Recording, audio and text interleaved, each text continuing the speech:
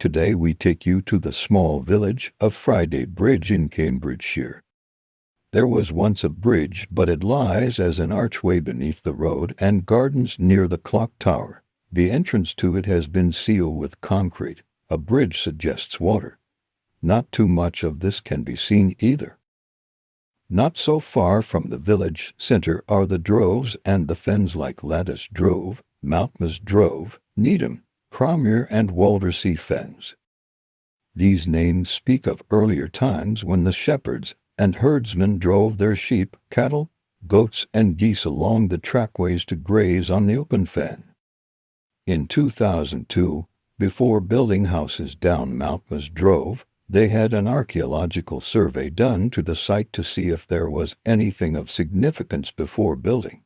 There is a full report online, but unfortunately, although the land dates back to medieval times, they only found a couple of animal bones in a couple of the trenches, as well as being able to estimate the date of some of area by the sediment and geology.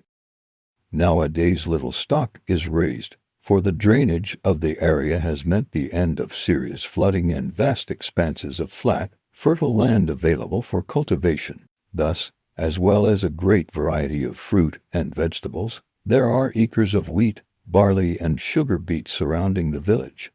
These open spaces make the great flocks of birds more noticeable both on land and in the air. St. Mark's Church has had its lopsided look almost since its erection in 1860. The church foundations were laid on peat. As the peat dried out or was dug up from the land roundabout, the church began to drop. The biggest movement took place in the first 20 years of the church's existence and in the dry summer of 1921. However, the building now remains reasonably stable, so folk need not worry when coming to visit. It is still an active village church.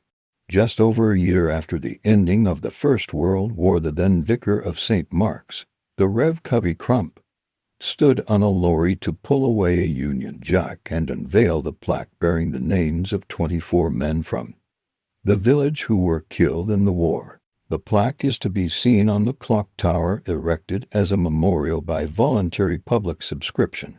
In WW2 there was a prisoner of war camp on the other side of the village, which has now been converted to a hostel for migrant workers wanting to work the land in the 1940s and is still rife today. One outstanding landmark is the water tower.